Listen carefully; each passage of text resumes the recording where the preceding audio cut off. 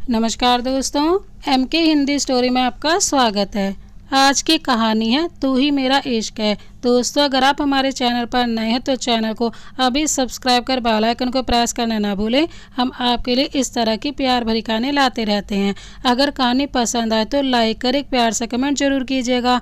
चलिए तो कहानी शुरू करते हैं। मुंबई शहर, एक बड़ी सी हवेली जो कि दिखने में बहुत डरावनी लग रही थी। उस हवेली का कमरा जिस पर काले रंग का पेंट हुआ था और वो भी दिखने में बहुत डरावना लग रहा था। वहाँ की वाइब्स कुछ अजीब थी। वहीं खिड़की के पास एक लड़का खड़ा था। उसे देखकर ऐसा लग रहा था कि वह बिल्कुल भी हंसता नहीं है। उसके चेहरे के भाव बहुत खतरनाक थे। अगर कोई नॉर्मल इंसान देख ले तो मर जाए। वो अपने हाथ जेब में डालकर खड़ा था और एकटक चांद को देख रहा था। उसकी आंखों में बहुत अजीब से भाव थे। उसे देखकर कोई भी नहीं बता सकता कि वह इस समय क्या सोच रहा है। उसके पीछे बैठा लड़का उसे देखकर चिढ़कर बोलता है, अभ्युत, तू कब तक ऐसे खड़ा रहेगा? पिछले 1 घंटे से तू ऐसे ही खड़ा है। तूने मुझे क्यों बुलाया इतनी रात में? कितने सुकून से सो रहा था मैं, लेकिन तुझसे तो मेरी खुशी देखी नहीं जाती। तभी उसे अपने कानों में एक बहुत ठंडी आवाज़ सुनाई देती है, अगर नौटंकी हो गई हो तो काम की बात कर। क्या वो यहाँ आ गया? उसकी बात सुनकर वह लड़का भी सीरियस हो गया और बोला, हाँ, शिकार खुद आया है शिकारी के पास। उसकी बात सुनकर अभ्युत बहुत अजीब तरह से मुस्कुरा कर बोला, वो तो आना ही था। आखिर उसका पाला अभ्युत सिंह राणा से पड़ा है। तो ये है हमारी कहानी के हीरो अभ्युत सिंह राणा। देखने में किसी मॉडल से कम नहीं, या फिर यूँ कहें इनके आगे मॉडल भी फेल हैं। 6.1 हाइट, गोरा रंग, 8 पैक एब्स, मस्कुलर बॉडी, जैसे सेट के बाल। कुल मिलाकर हमारा हीरो इतना हैंडसम है कि लड़कियां आहें भरती हैं उसे देखकर। यह बहुत बड़े बिजनेस टाइकून और एक खतरनाक माफिया भी हैं। पूरे एशिया में इनका राज चलता है। लोग इन्हें शैतान के नाम से भी जानते हैं। इनके पास सब कुछ है, पैसा, इज्जत, नाम, शोहरत, और इन्हें इस बात का घमंड और गुरूर भी है। इन्होंने यह सब कुछ अपने दम पर हासिल किया है। इन्हें बस 2 चीज़ों से मतलब है, एक इनका काम और दूसरा इनका दोस्त जिसे ये बहुत प्यार करते हैं पर दिखाते नहीं हैं। इनकी फैमिली में कोई नहीं है। इनका परिवार एक कार एक्सीडेंट में मारा गया, लेकिन इनका एक छोटा भाई है जो बाहर रहकर पढ़ाई करता है और जो चीज़ इन्हें पसंद आ जाती है तो यह उसे अपना बनाकर रहते हैं। इनके दोस्त का नाम राहिल रायचंद है। इनके परिवार में इनका कोई नहीं है। इनके पैदा होते ही इनके माँ बाप इन्हें अनाथ आश्रम में डाल दिया था। इसके बारे में हम कहानी में जानेंगे। यह भी बहुत हैंडसम है, लेकिन हमारे हीरो से ज़्यादा नहीं। ये अभ्युत के साथ ही रहते हैं और उनके साथ उनके ऑफिस में काम करते हैं। अभ्युत और राहिल आपस में कुछ बात करते हैं और फिर राहिल अपने रूम में सोने चला जाता है और अभ्युत बस एकटक अपनी खाली आंखों से चांद को देखता रहता है। वहीं दूसरी तरफ एक लड़की जो दिखने में बेइंतहा खूबसूरत, एकदम डॉल जैसी, गोरा रंग, गुड़िया जैसी बड़ी बड़ी आंखें, गुलाबी गाल, चेरी जैसे होंठ, कमर तक लहराते बाल, सफ़ेद कलर की फ्रॉक पहनी थी और बहुत ही मासूम और प्यारी लग रही थी। जो देखे उसे प्यार हो जाए। इनके माँ बाप नहीं हैं। ये अपनी नानी के पास रहती हैं। इन्हें काम की ज़रूरत है क्योंकि इनकी नानी बीमार रहती हैं और इनके अलावा कोई और कमाने वाला नहीं है। और सॉरी, मैं आपको इनका नाम बताना ही भूल गई। तो ये हमारी कहानी की नायिका, इनका नाम है नायरा सिंघानिया। ये अपने नाम की तरह ही प्यारी हैं और ये बहुत ही चंचल और शरारती हैं। अब आते हैं कहानी पर। एक घर छोटा सा मगर खूबसूरत सा था। उस घर के अंदर एक लड़की जो बहुत क्यूट थी। वह अपनी कमर पर हाथ रखकर अपनी आंखों को छोटा करके अपनी नानी को देख रही थी और बोली, नानू, आप मुझे क्यों परेशान कर रही हो? नानी उससे बोलती है, मुझे एक कड़वी और बेकार दवाई नहीं खानी है। मैंने तुझसे कितनी बार बोला है कि मुझे दवाई नहीं खानी है। नायरा बोलती है, नानू, आप अगर दवाई नहीं खाओगी तो मैं आपसे कट्टी हो जाऊंगी। इतना बोलकर वह अपना मुंह दूसरी तरफ कर लेती है। यह देखकर नानी का मुंह बन जाता है और वह जबरदस्ती दवाई खा लेती हैं। यह देखकर नायरा के चेहरे पर प्यारी सी मुस्कान आ गई। यह देखकर नानी और चिढ़ गई और बोली, मिल गया तुझे सुकून? इतनी देर से मेरे पीछे पड़ी थी। फिर मुंह बनाकर बोली, इतनी बेकार दवाई थी, सारा मुंह खराब हो गया। उनकी ऐसी क्यूट शिकायतें सुनकर नायरा उन्हें मुस्कुराते अपने गले लगा लेती है। ASR private and limited company के 30वें फ्लोर के राइट साइड में एक बहुत बड़ा कैबिन था जो कि किसी महल के कमरे जैसा था। वहाँ की हर एक चीज़ काली थी और उस सन्नाटे को चीरती हुई किसी के कीबोर्ड पर बहुत तेज़ी से टाइपिंग करते हुए आवाज़ आ रही थी। तभी किसी के नॉक करने की आवाज़ आती है। उसी वक्त एक शांत मगर ठंडी आवाज़ आती है, कम इन। राहिल अंदर आता है और बोलता है, यार एक परेशान हुई हो गई। अभ्युत उसे ऐसे देखता है जैसे पूछना चाह रहा हो कि क्या हुआ है। अभ्युत का इशारा समझकर राहिल आगे बोलता है, हमारा शेफ अब नहीं आएगा क्योंकि उसकी तबीयत खराब हो गई है, तो हमें किसी और को काम पर रखना पड़ेगा। उसकी बात सुनकर अभ्युत उसे ऐसे देखता है जैसे किसी पागल को देख रहा हो क्योंकि राहिल ने इतनी सी बात के लिए उसका कीमती वक्त खराब कर दिया। राहिल उसे अपनी तरफ ऐसे देखता देख अपनी बत्ती सी दिखा देता है। उसे ऐसे देखकर अभ्युत अपना सर लाचारी में हिला देता है और गुस्से में बोलता है, अगर मरना नहीं चाहते हो तो अभी इसी वक्त यहाँ से चले जाओ। उसे इतना गुस्से में देखकर राहिल मुंह बनाकर वहाँ से चला जाता है क्योंकि अभ्युत को उसकी इस बात पर बहुत ज़्यादा गुस्सा आ रहा था। दूसरी तरफ नायरा का घर। सुबह के 7 बजे। नायरा आज सुबह जल्दी उठ गई थी क्योंकि उसे आज अपने लिए काम ढूंढना था। उसकी नानी की तबीयत अक्सर खराब ही रहती थी और उसके अलावा दूसरा कोई कमाने वाला नहीं है। अपने घर का खर्चा और नानी की दवाइयाँ, यह सब कुछ उसे अकेले ही देखना होता है। उसकी नानी के अलावा उसका इस दुनिया में कोई भी नहीं है और अगर उसकी नानी को कुछ हो जाता तो वह क्या करती। उसका वैसे भी इस दुनिया में अपना कहने के लिए कोई भी नहीं था उसकी नानी के अलावा। अगर उन्हें कुछ हो जाएगा तो वह कैसे जिएगी अपनी नानी के बिना। नायरा अपने नानी को बहुत ही ज़्यादा प्यार करती है, उनके बिना वह नहीं रह सकती। एक उसकी नानी ही तो है जो उसका इतना ख्याल रखती हैं। यही सब सोचकर वह जल्दी से अपना घर का सारा काम करती है। तभी उसकी नज़र अखबार पर पड़ जाती है और वह उसे उठाकर पढ़ने लगती है। उसमें लिखा था कि उन्हें एक शेफ़ की ज़रूरत है और जिसे भी इसकी ज़रूरत है वह आज से ज्वाइन कर सकता है और उसने पता भी लिखा था। उसे पढ़कर वह बहुत खुश हो जाती है और जल्दी से उस एड्रेस को नोट कर लेती है। फिर वह जल्दी से नहाने चली जाती है और नहाकर तैयार हो जाती है। तैयार होकर वह येलो कलर की फ्रॉक पहनती है और बालों को कर्ल करके खुला छोड़ देती है। कानों में छोटे छोटे टॉप्स और होठों पर लिप बाम लगाती है और पैरों में येलो कलर के शूज़ पहनती है। कुल मिलाकर बहुत ही सुंदर लग रही थी हमारी हीरोइन। वह एक बार अपने आप को शीशे में देखती है और फिर वह नोट किया हुआ पता अपने पर्स में रख लेती है और निकल जाती है उस घर के लिए। राणा विला 1000 एकड़ में बना राणा विला यहाँ की खूबसूरती देखने के लायक थी। वहाँ के गार्डन में हर तरह के फूल थे जैसे सूरजमुखी, लिली, सनफ्लावर, गुलाब का फूल और भी कई तरह के फूल थे उस गार्डन में। उस विला के अंदर हर तरह की सुख सुविधा मौजूद थी। बड़ा सा हॉल, 50 से ज़्यादा कमरे थे उस विला में। हर एक चीज़ मौजूद थी वहाँ पर जैसे swimming pool, gym, study room, library, cinema और भी बहुत कुछ। बड़ा सा किचन। उस विला की हर एक चीज़ बहुत महंगी और एक्सपेंसिव थी। वहीं उस विला के 3rd फ्लोर के राइट साइड में एक बड़ा सा कमरा था। उस कमरे की हर एक चीज़ ब्लैक कलर की थी। उस कमरे के बीच में बड़ा सा राउंड शेप बेड था जो काले रंग का था। बड़े बड़े पर्दे लगे थे। बड़ा सा बाथरूम था। वही बाथरूम से अटैच चेंजिंग रूम था। तभी बाथरूम में से एक लड़का आता है, एक टॉवल अपनी कमर पर बांधे हुए और दूसरी अपने गर्दन में डालकर उससे अपने बाल पोंछ रहा था। पानी उसके गले से होते हुए उसकी मस्कुलर चेस्ट पे जा रहा था। बहुत हॉट लग रहा था वो अभी। अगर कोई लड़की उसे ऐसे देखती तो पक्का उसके पीछे पागल हो जाती। वह जल्दी से तैयार होकर नीचे जाता है। उसके पीछे एक लड़का आता है। उसने ब्लू कलर का कोट पैंट पहना हुआ था। वह भी बहुत अच्छा लग रहा था। वह आकर हॉल में बैठ जाता है और बोलता है, अभ्युत तू कितना बोरिंग है। तू क्या अब हर वक्त बस ये फालतू काम करता रहता है।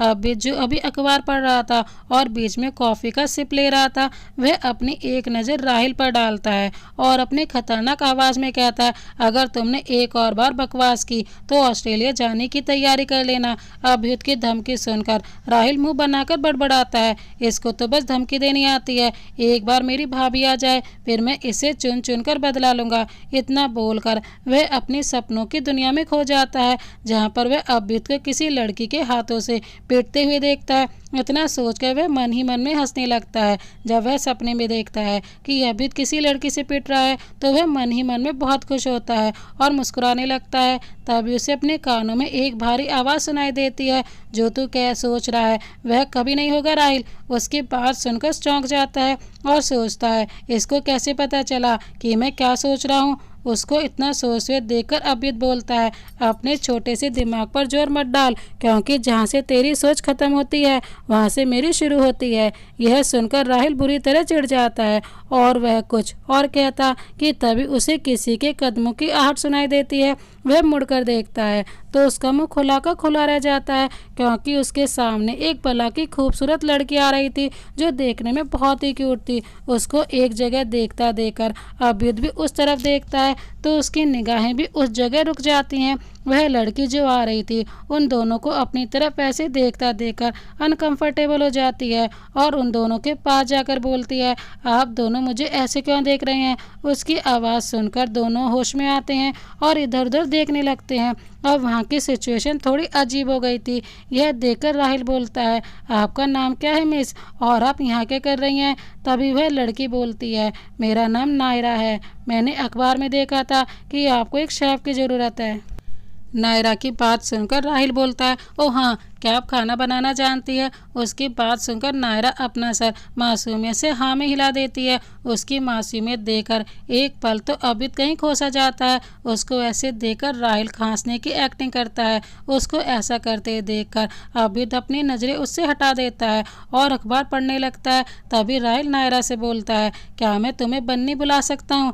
नायरा हाँ में अपना सिर हिला देती है। यह देखकर राहिल बोलता है, ओके बनी, मैं तुम्हें किचन दिखा देता हूँ। इतना बोलकर राहिल आगे चला जाता है और नायरा उसके पीछे जाने लगती है कि तभी उसका पैर कारपेट में फंस जाता है और वह अभित की गोद में गिर जाती है और उन दोनों के होंठ आपस में मिल जाते हैं।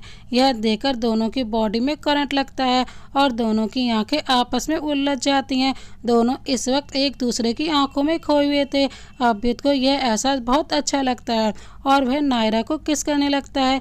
यह देखकर नायरा की आंखें बड़ी हो जाती हैं। उसे ऐसा करता देख अभित को उस पर बहुत प्यार आता है, इसीलिए वह उसे और जोर से किस करने लगता है।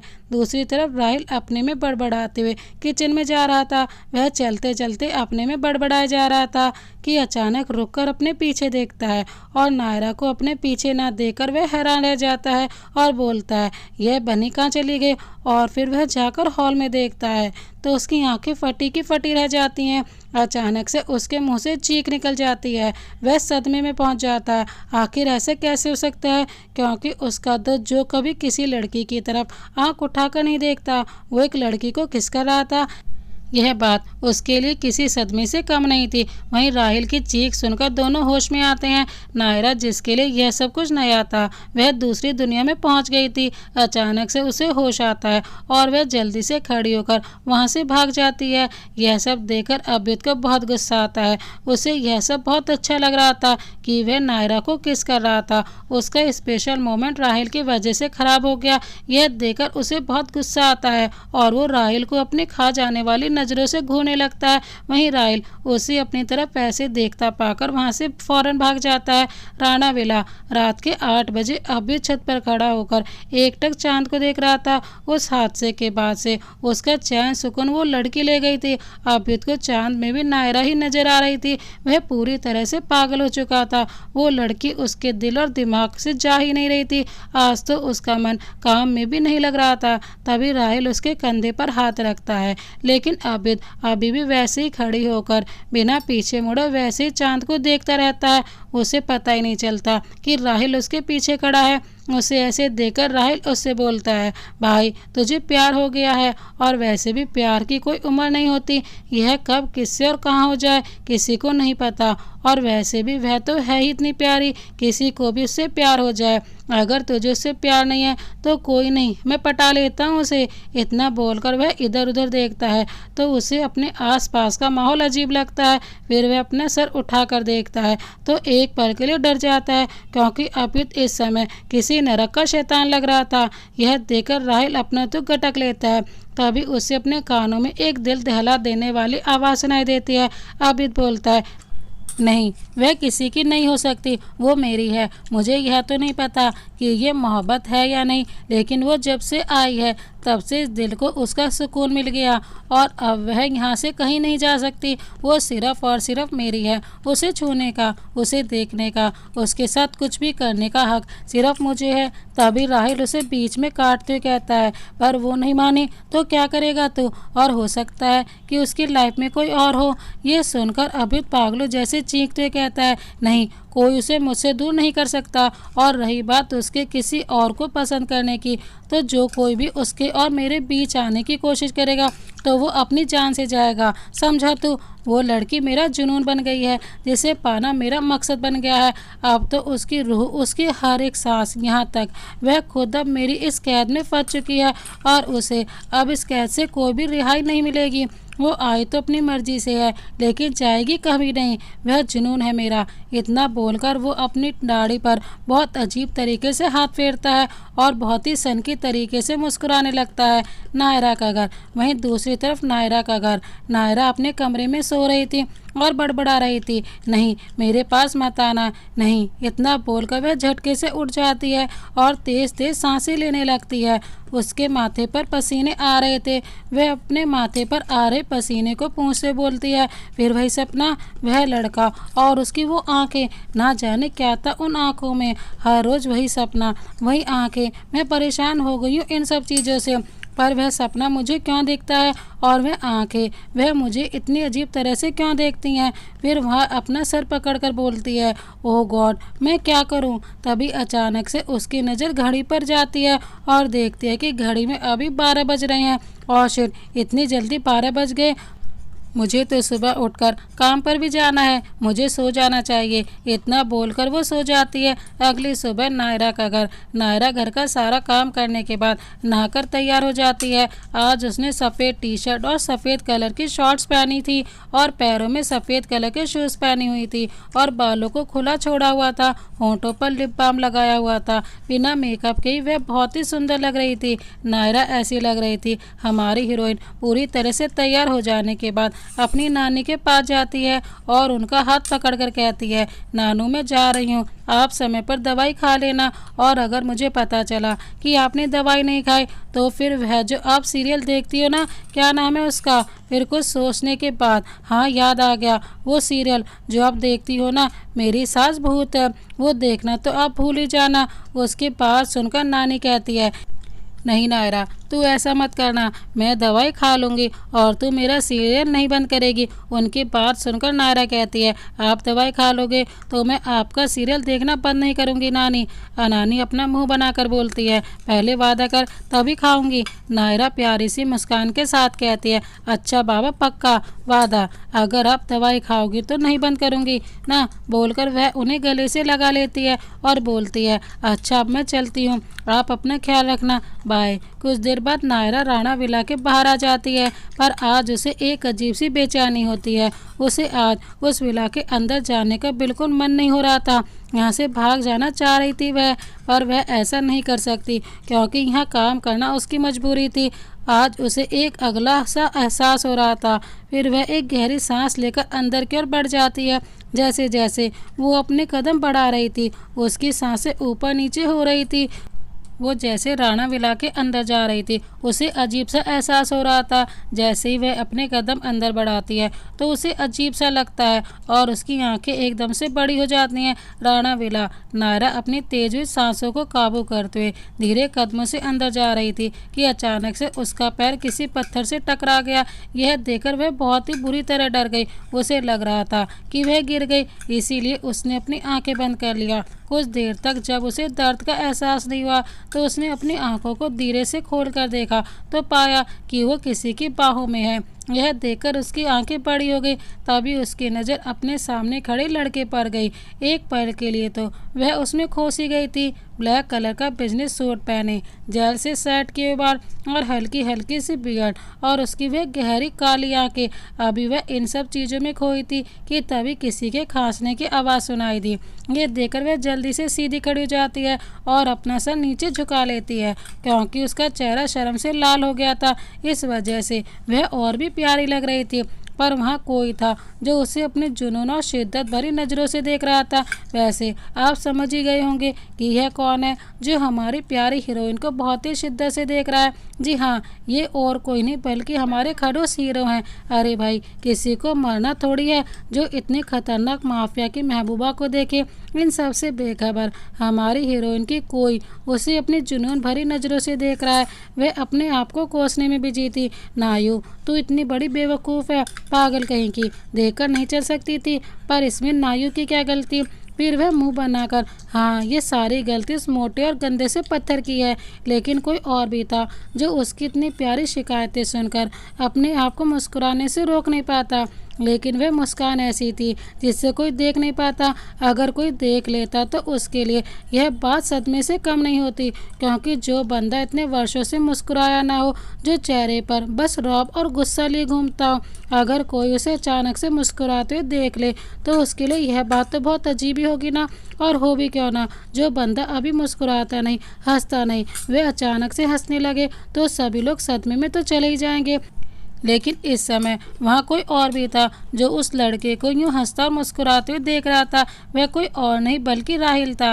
वह अपने दोस्त को इस तरह मुस्कुराते हुए देखकर बहुत खुश हो गया था। उसकी आंखों में आंसू आ गए थे। उसने इतनी कोशिश की थी कि उसका दोस्त पहले के जैसे मुस्कुराने लगे, पर हर बार वह नाकाम हो जाता। अपने दोस्त के चेहरे पर हल्की सी ही मुस्कान देखकर वह आज बहुत खुश था और उसने यह तय कर लिया था, चाहे जो कुछ भी हो जाए, नायरा को उसकी लाइफ से नहीं जाने देगा। नायरा ही तो एकमात्र ऐसी वजह थी जो उसके दोस्त को फिर से मुस्कुराना सिखा सकती है। और नायरा उन लड़कियों में से नहीं थी जो अभियुक्त के या किसी और के पास पैसों के लिए जाए।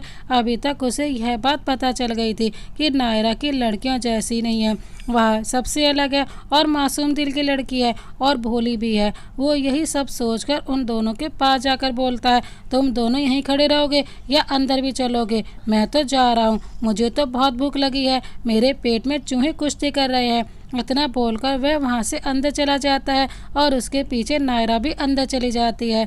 फिर वह वहाँ जाकर बोलती है, मैं किचन में जाकर कुछ बना देती हूँ। इतना बोलकर वह वहाँ से किचन की तरफ चली जाती है। नायरा सभी के लिए खाना बनाने के लिए किचन की तरफ चली जाती है। अभिद हॉल में आकर बैठ जाता है और उसके बगल में राहिल बैठ जाता है। राहिल बोलता है, अभिद, तुझे एक बात बतानी है। कि उसकी बात सुनकर अभिद सिर्फ अपनी गर्दन हाँ में हिला देता है, जैसे कहना चाह रहा हो कि आगे बोलो, बात क्या है। उसकी बात समझकर राहिल बोलता है, कोई है जो कंपनी में गड़बड़ कर रहा है। राहिल की बात सुनकर उसकी आंखें छोटी हो जाती हैं और वह बहुत अजीब तरीके से बोलता है, मुझे पता है यह सब कौन कर रहा है। उसकी बात सुनकर राहिल हैरान हो जाता है और बोलता है, तुझे पता है वह कौन है? तो उसका नाम बता मुझे, कौन है वह जो हमसे गद्दारी कर रहा है। उसकी बातें सुनकर भी कुछ नहीं बोलता तो राहिल समझ जाता है कि वह इस बारे में अब कोई बात नहीं करना चाहता, इसीलिए वह भी चुप हो जाता है। कि तभी उन दोनों को अपने कानों में एक बहुत ही मीठी सी आवाज़ सुनाई पड़ती है जो कि नायरा की थी। वह बोल रही थी, खाना बन गया, आप दोनों आ जाओ। फिर वह लोग डाइनिंग टेबल पर बैठ जाते हैं। राहिल के मुंह में पानी आ जाता है इतना सारा खाना देखकर। नायरा ने खाने में मटर पुलाव, बूंदी का रायता, आम का अचार, आलू का पराठा और भी बहुत कुछ बनाया था। वैसे तो अभी ये सब कुछ खाता नहीं है क्योंकि वह डाइट करता है और उसे तली हुई चीज़ें पसंद ही नहीं है, और यह बात राहिल को भी अच्छे से पता थी, इसीलिए वह कुछ कहने वाला था। अभित ने उसे आंखों के इशारे से मना कर दिया नायरा को कुछ भी बताने से, क्योंकि वह नहीं चाहता था कि नायरा को बुरा लगे। इसीलिए उसका इशारा देकर राहिल भी कुछ नहीं बोलता। वह सभी ब्रेकफास्ट करने के बाद काम पर जाने लगते हैं। तभी अभिद अपनी ठंडी और भारी आवाज़ में नायरा से बोलता है, आओ तुम्हें तुम्हारे घर छोड़ देता हूँ। नायरा उसे सवाले नज़रों से देखती है। अभिद उसकी नज़रों को खुद पर भांप लेता है, इसीलिए वह बिना देखे ही बोलता है, आज हम दोनों को लेट हो जाएगा और आज हम रात का खाना बाहर से खा कर आएंगे, इसीलिए तुम्हें रुकने की कोई ज़रूरत नहीं है, कल से तुम अपने समय पर आ जाना। इतना बोलकर वह बाहर चला जाता है और नायरा उसे जाते हुए देखती रह जाती है। अभिद इतना बोलकर चला जाता है और नायरा उसे जाते हुए देखती रह जाती है।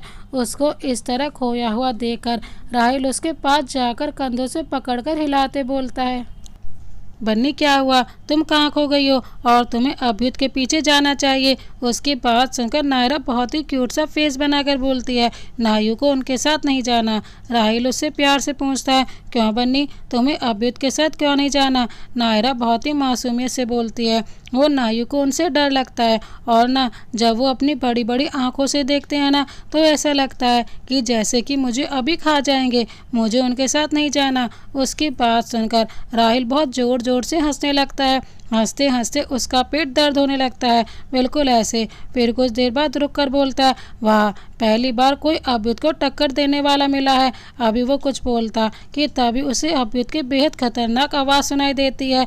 अभ्युत जो भी बाहर की तरफ ही जा रहा था, ये नायरा की बात सुनकर रुक जाता है और जब वो उसकी आगे की बात सुनता है तो उसकी मुट्ठी कस जाती है। वो बहुत ही गुस्से में कहता है, मैंने तुमसे पूछा नहीं, तुम्हें बताया है। इतना बोलकर वह जाने लगता है। फिर कुछ दूर जाता है, फिर रुक कर बोलता है, सिर्फ 1 मिनट है तुम्हारे पास। इतना बोलकर वह तेजी से बाहर की तरफ चला जाता है। उसके जाने के बाद राहिल बोलता है नायरा से, बन्नी तुम्हें जाना चाहिए क्योंकि उसका गुस्सा बहुत खतरनाक है। उसकी बात सुनकर नायरा जल्दी से बाहर की तरफ भागती है जैसे उसके पीछे कोई भूत पड़ा है। उसको इस तरह जाते देखकर राहिल अपना सर लाचारी में हिला देता है। वहीं दूसरी तरफ नायरा बाहर कार के पास आकर बहुत तेज तेज सांसें लेने लगती है। फिर कुछ देर बाद वह शांत होकर अपने सामने देखती है तो अभित कार के अंदर बैठकर उसका इंतजार कर रहा था और उसके पीछे 10-12 गाड़ियां बॉडीगार्ड की थी और उन सभी बॉडीगार्ड ने ब्लैक कलर का सूट पहना था। यह देखकर नायरा जल्दी से गाड़ी के पीछे वाला दरवाजा खोलकर उसमें बैठने ही जा रही थी कि तभी उसे कर्कश आवाज़ सुनाई दी, मैं तुम्हारा ड्राइवर नहीं हूँ, आगे आकर बैठो। यह सुनकर वह झेप जाती है और जल्दी से आगे आकर बैठ जाती है। नायरा के बैठ जाने के बाद अभित कार ड्राइव करने लगता है। कुछ दूर ड्राइव करने के बाद उसकी नज़र नायरा की तरफ मुड़ती है। वह देखता है कि नायरा सीट बेल्ट लगाने की कोशिश कर रही है। उसे ऐसे परेशान देखकर वह उसकी सीट बेल्ट लगाने के लिए उसकी तरफ झुक जाता है। उसे अपने इतना करीब देखकर नायरा के दिल की धड़कनें बुलेट ट्रेन की तरह तेज हो जाती हैं। अभित को भी उसकी धड़कनों का शोर सुनाई दे रहा था। ये देखकर अभित उसकी तरफ देखने लगता है। अभित को अपनी तरफ ऐसे देखता पाकर वह अपनी आंखों को कसकर बंद कर लेती है। यह देखकर अभित के चेहरे पर बहुत अजीब सी मुस्कान आ जाती है। फिर वो उसकी तरफ और झुक जाता है जिससे दोनों और करीब आ जाते हैं, जिस वजह से नायरा को अभ्युत की सांसें अपने चेहरे पर महसूस हो रही थी। फिर वो उसकी सीट पर लगा देता है। अभ्युत प्लस नायरा बराबर नभ्युत। आगे हम कहीं कहीं अभ्युत को नभ्युत भी बोलेंगे, तो दोस्तों आप समझ जाइएगा। उसका सीट बेल्ट लगाने के बाद अभ्युत गाड़ी ड्राइव करने लगता है। कुछ देर बाद उनकी गाड़ी एक सिग्नल पर रुकती है जहां पर बहुत जाम लगा था। इस वजह से उसे गाड़ी को रोकना पड़ता है। उसे बहुत इन्विटेशन हो रही थी, उसे यह सब बिल्कुल नहीं पसंद। अगर जाम ज़्यादा होता तो वह सिग्नल तोड़ देता, लेकिन ऐसा करना मुमकिन नहीं था क्योंकि सिग्नल पर बहुत जाम था। तभी उनकी कार के बगल में 2 बाइक आकर रुकती हैं जिस पर 4 लफंगे बैठे थे। वही गाड़ी में अभ्युत कार का शीशा खोल देता है क्योंकि नायरा को बहुत ज़्यादा पसीना आ रहा था।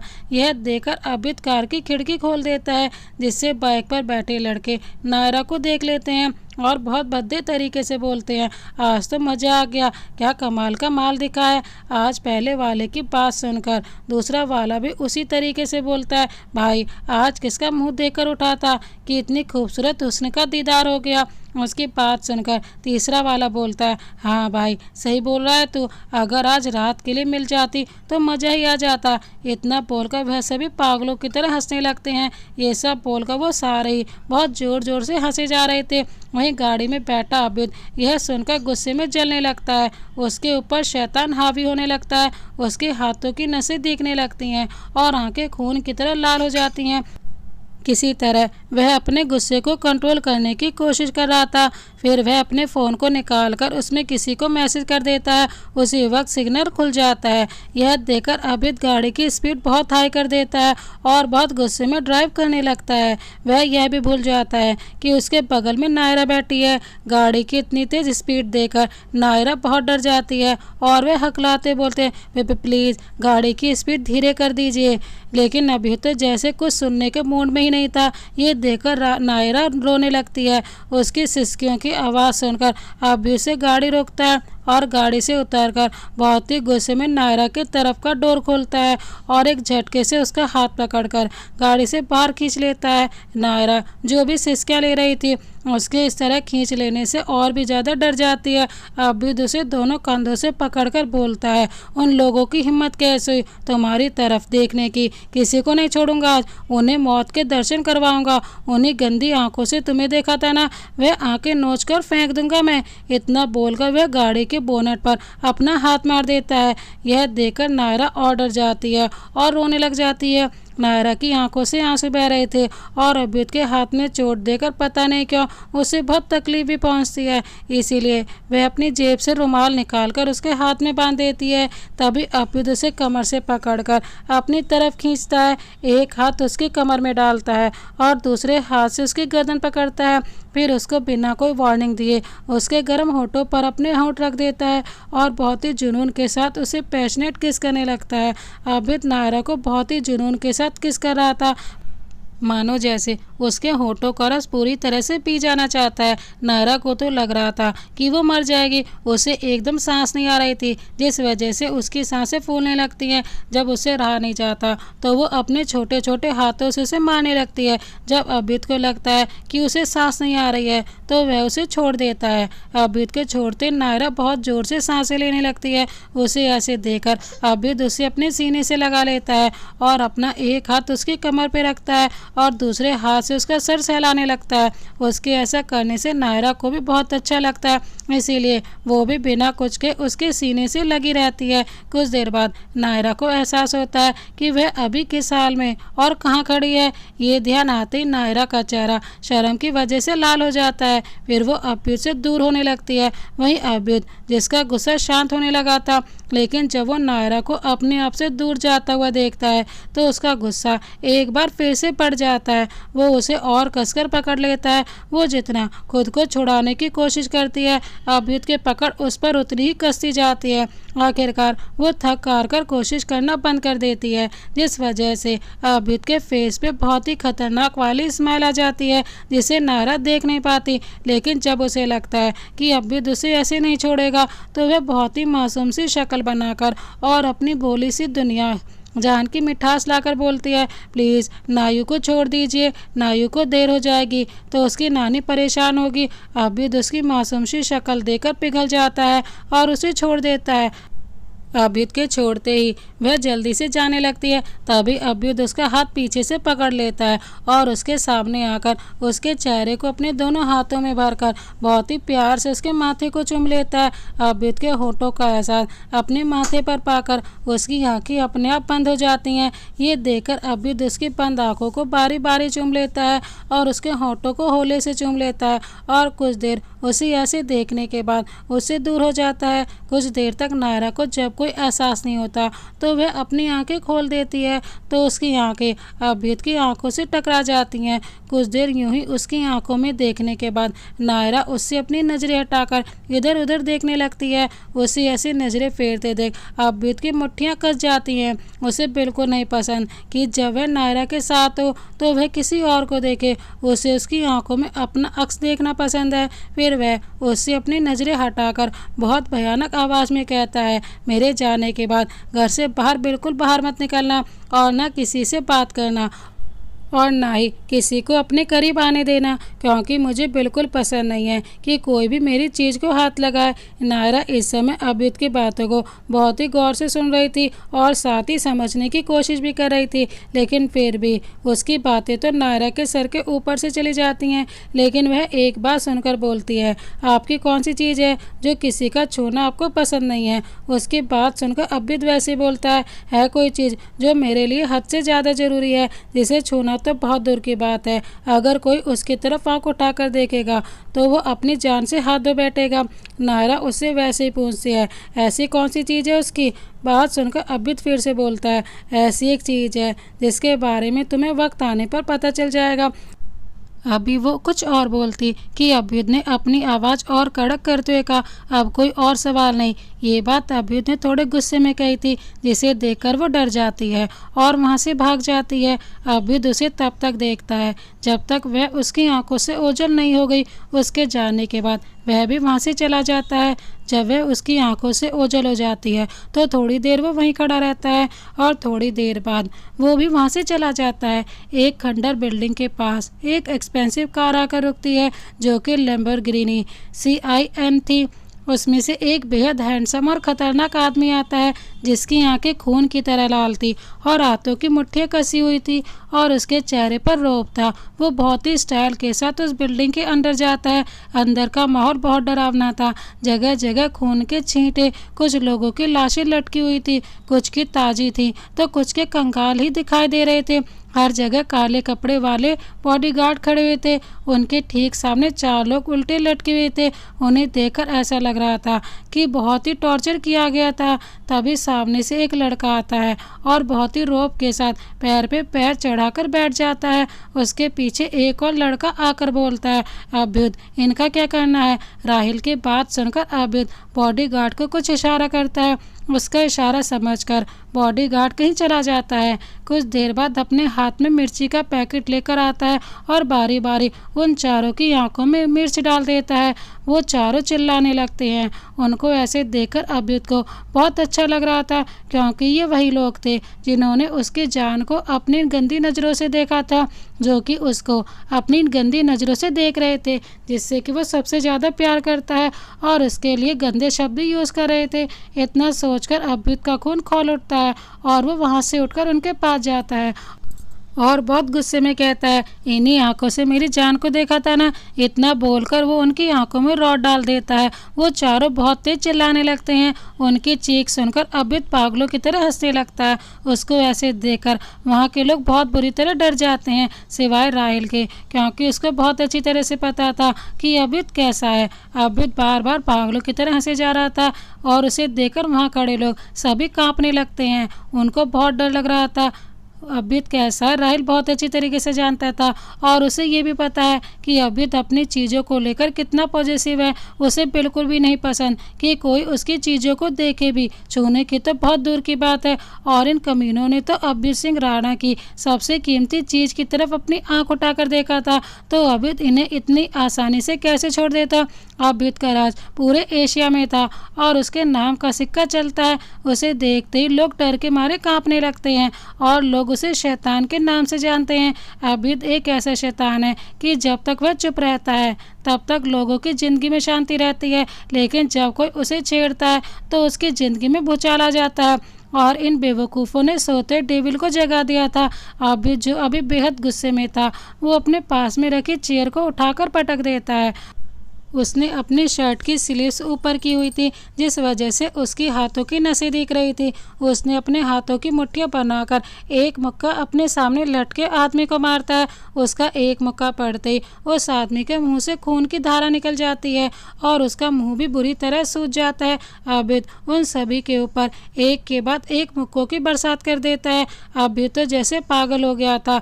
उसे इन लोगों की हरकतें किसी रील की तरह अपनी नज़रों के सामने घूमते दिखाई दे रही थी। ये सोचकर उसे और भी ज़्यादा गुस्सा आ रहा था।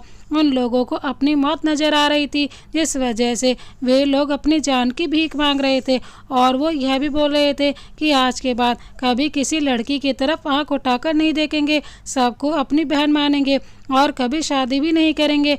अभ्युद को तो जैसे कुछ सुना ही नहीं दे रहा था। फिर वह राहिल को इशारा करता है। उसका इशारा समझकर राहिल किसी को मैसेज टाइप करके किसी को भेज देता है। कुछ देर बाद वह सभी आदमी खोलते पानी के नीचे लटके हुए थे। उन लोगों की ऐसी बदतर हालत देखकर अभ्युद के फेस पर एक सनक भरी मुस्कान थी। फिर वह वैसे ही सनक भरी आवाज़ में बोलता, चिल्लाओ और चिल्लाओ, तुम्हारी ये चीखें सुनकर मुझे सुकून मिल रहा है। तुम जितना चीखोगे और चिल्लाओगे तो मेरा सुकून उतना ही बढ़ता जाएगा। तूने अपनी सी गंदे मुंह से मेरी ज़िंदगी के लिए गलत बोला था ना, तूने गलत शब्द बोले थे ना, और अपनी इन्हीं गंदी आंखों से मेरी जान को देखा था ना। अब तू देख मैं क्या करता हूँ तेरे साथ और तेरे इन चेलों के साथ। इतना बोलकर वो अपने बॉडीगार्ड को इशारा कर देता है। इशारा देखते बॉडीगार्ड उन लोगों को एक झटके के साथ खोलते पानी के अंदर डाल देते हैं। पानी के अंदर जाते उन सभी की भयानक चीखें उस जगह पर गूंजने लगती है, लेकिन वहाँ पे खड़े किसी भी इंसान को उन लोगों पर दया नहीं आ रही थी, क्योंकि इन जैसे लोगों की वजह से लड़कियाँ सुरक्षित सुरक्षित नहीं है। आए दिन कोई ना कोई लड़की इनके झांसे में फंस जाती है। वो लड़कियां इन भेड़ियों से अपनी जान की भीख भी मांगती हैं, लेकिन यह लोग उन पर जरा भी तरस नहीं खाते। आबिद जो इनके साथ कर रहा है बिल्कुल सही कर रहा है, क्योंकि ऐसे लोगों को तो बीच चौराहे पर उल्टा लटकाकर मारना चाहिए। वैसे आबिद भी इन लोगों को उल्टा लटकाकर मार रहा है, बस चौराहे की कमी हो गई है। जॉक स्पॉट उन लोगों की हालत ख़राब करने के आबिद बहुत स्टाइल के साथ बाहर आता है और उसके पीछे बाकी सब भी आते हैं। फिर वह वहां से अपनी कार में बैठकर वहां से चला जाता है। उसके जाने के बाद बॉडीगार्ड उस जगह को जला देते हैं। उसके बाद राहिल भी वहां से चला जाता है। नायरा का घर। नायरा अपने कमरे में इधर उधर टहल रही थी। पता नहीं क्यों आज उसे बहुत बेचैनी हो रही थी। उसे ऐसा लग रहा था जैसे कुछ अनहोनी होने वाली है। यही सब सोचकर वह बहुत परेशान थी, लेकिन फिर वह अपने आप को शांत करते बोलती है, ओहो नायु, तुझे इतना सोचने की जरूरत नहीं है। ये सब उन बड़ी आंखों वाले हैंडसम अंकल की वजह से हो रहा है। जब वो आते हैं तो कैसे अपनी बड़ी बड़ी आंखों से डरा देते हैं। हाँ, ये सब उनकी वजह से हो रहा है, क्योंकि वो नायु को डरा देते हैं। अभी वो अभ्युत को कुछ और बोलती कि तभी नानी उसके कमरे में आकर कहती हैं, क्या हुआ मेरी लाडो को, और किस पर इतना गुस्सा है मेरी लाडो रानी। नानी की बात सुनकर नायरा कहती है, वो नायु उन बड़ी आंखों वाले हैंडसम अंकल पर गुस्सा है। वो बहुत गंदे हैं, बस गुस्सा ही करते रहते हैं। नानी कहती है, ये कौन है लाडो रानी, और तुम किसकी बात कर रही हो लाडो। उनकी बात सुनकर वो बोलती है, ओहो नायु, तू कितनी बुद्धू है। नानी उन्हें थोड़ी ना जानती है। ओहो नानू, आप उन्हें नहीं जानती। नायु जहाँ काम करती है वो वहीं रहते हैं। मैं आपको उनसे मिलवाऊंगी। उसकी बात सुनकर नानी बोलती हैं, अरे हाँ लाडो रानी, मैं तुझे ही बताने आई थी कि मैं बाहर जा रही हूँ, थोड़ी देर में आ जाऊंगी। इतना बोलकर वो वहाँ से चली जाती हैं, लेकिन काफ़ी देर हो गई थी उन्हें गए हुए। वो अभी तक नहीं आई थी। नायरा बहुत ज़्यादा परेशान थी कि उसकी नानी कभी इतनी देर के लिए कहीं नहीं जाती, पर आज पता नहीं कैसे उन्हें इतनी देर हो गई। यही सब सोचकर उसे गुस्सा और रोना दोनों आ रहा था, इसीलिए वो अपने आप को संभालते बोलती है, अरे नायु नानू बस अभी आती होंगी, मैं एक काम करती हूँ, थोड़ी देर उनका इंतज़ार करती हूँ। अगर वह नहीं आएंगी तो नायु उन्हें खुद ढूंढने जाएगी। इतना बोलकर वह कुछ देर इंतजार करती है, लेकिन नानी का कोई पता नहीं था। इसीलिए वह जैसे ही बाहर जाने के लिए अपने कदम बढ़ाती है कि तभी उसका फ़ोन रिंग करता है। अननोन नंबर देखकर तो पहले वह नहीं उठाती, फिर दोबारा जब फ़ोन रिंग करता है तो कुछ सोचकर उठा लेती है, लेकिन फ़ोन पर कुछ ऐसा बोला जाता है जिसे सुनकर उसकी आंखों से आंसू बह बहकर बहने लगते हैं और मोबाइल छूटकर नीचे गिर जाता है। नायरा जो बेसुध होकर सोफे पर बैठी थी और उसकी आंखों से आंसू पानी की तरह बहते जा रहे थे और वो बहुत बुरी तरह से कांप रही थी।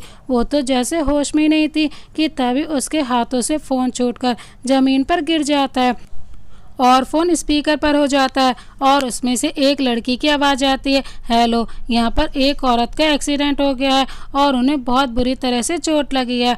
इनके फ़ोन से हमें आपका नंबर मिला है, हमें इन्हें सिटी हॉस्पिटल लेकर जा रहे हैं, आप वहाँ आ जाइए। इतना बोलकर वह फ़ोन रख देती है। अचानक मौसम बहुत ख़राब हो गया, आसमान में काले बादल छा गए, बिजली कड़कने लगी और बहुत तेज़ तेज़ हवाएं चलने लगी और बहुत तेज़ बारिश होने लगी। नायरा जो अपना सुध-बुध खो बैठी थी, बिजली कड़कने की आवाज़ सुनकर होश में आती है और जल्दी से खड़ी होकर बाहर की तरफ भागती है। वो तेज़ी से भागती जा रही थी बिना रुके, उसको कोई होश ही नहीं था। उसे बस जल्दी से अपनी नानी के पास जाना था।